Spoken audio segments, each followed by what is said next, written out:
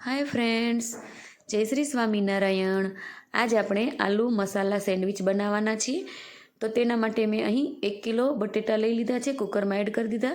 અને ત્યારબાદ આપણે ડૂબડૂબા પાણી એડ કરીશું અને કુકર બંધ કરી અને આપણે 5 થી 6 વિસલ કરીશું. બટેટા સરસ બફાઈ ગયા છે, ઠંડા થઈ ગયા છે. તો તેમાં હવે આપણે મસાલા કરીશું.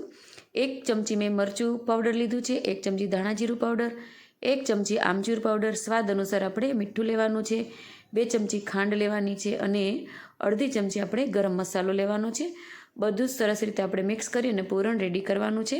પૂરણ સરસ રેડી થઈ ગયું છે.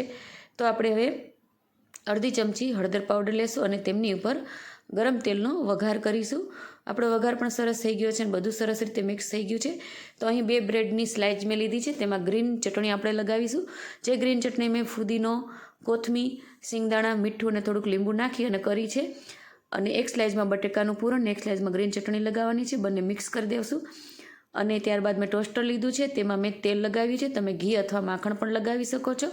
અને ઉપર પણ આવી રીતે સરસ તેલ લગાવી દઈશું અને આપણે ટોસ્ટરને બંધ કરી દઈશું. બીજી લાઇટ ચાલુ થાય ત્યાં સુધી આપણે ચડવા દઈશું. લાઇટ થઈ ગઈ છે. આપણી સેન્ડવિચ સરસ બનીને રેડી થઈ ગઈ છે. ફ્રેન્ડ્સ, તમને આલુ મસાલા સેન્ડવિચ ગમી હોય તો મારી આ ચેનલને લાઇક કરજો, શેર કરજો અને સબસ્ક્રાઈબ કરજો. અને જો તમે બીજા વિડીયો જોવા માગતા હોય તો ઓલ બટન દબાવવાનું ના ભૂલતા, જેથી તમને અમારા આગળના બધા જ વિડીયોની નોટિફિકેશન મળતી રહે. જય શ્રી સ્વામિનારાયણ.